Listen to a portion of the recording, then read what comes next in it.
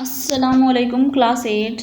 आज मैं आप लोगों के साथ एक्सरसाइज 6.5 क्वेश्चन नंबर 9 शेयर करने लगी हूँ। इस क्वेश्चन के हमने बनाने हैं फैक्टर बनाने के लिए सबसे पहले हम इन दोनों वैल्यूज में से देखते हैं कि अगर कुछ कॉमन ले सकते हैं कोई वैल्यू तो हम कॉमन ले लेंगे। जिस तरह यहाँ पे 11 है तो 11 हम कॉमन ले सकते हैं क्योंकि 99 11 के टेबल पे डिवाइड हो सकता है।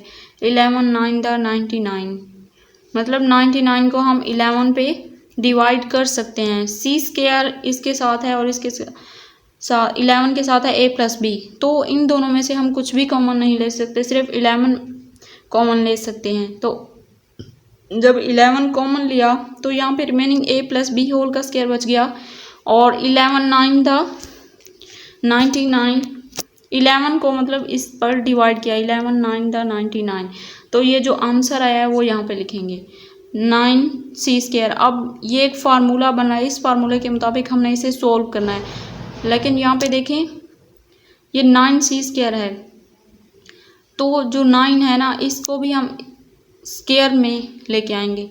9 3 का स्क्वायर होता है 3 मल्टीप्लाई बाय 3 इक्वल टू 9, तो 3c का स्क्वायर आ गया, मतलब हमने इसको इस फार्मूले की फॉर्म में लिख दिया। a प्लस बी होल का स्क्वायर ये तो पहले से ही फार्मूले की फॉर्म में था। ये जो 9c स्क्वायर है इसको 3c होल का स्क्वायर की फॉर्म में लिखा। अब इसको ओपन करके लिखा है इस फार्मूले को a plus b a minus b. a plus b क्या है, a प्लस बी a हमारे पास a प्लस बी है और b हमारे पास 3c है, तो एक मरतबा 3c को प्लस की फॉर्म में और दूसरी मरतबा माइनस की फॉर्म में लिखेंगे। a plus b plus 3c a plus b minus 3c, तो 11 साथ में रहेगा एज इट इज़। तो ये बन गया है क्वेश्चन 9 के फैक्टर।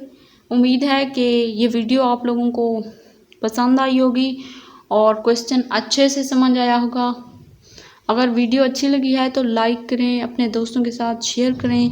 मिलते हैं नेक्स्ट वीडियो में, तब तक के लिए अल्लाह हाफिज़।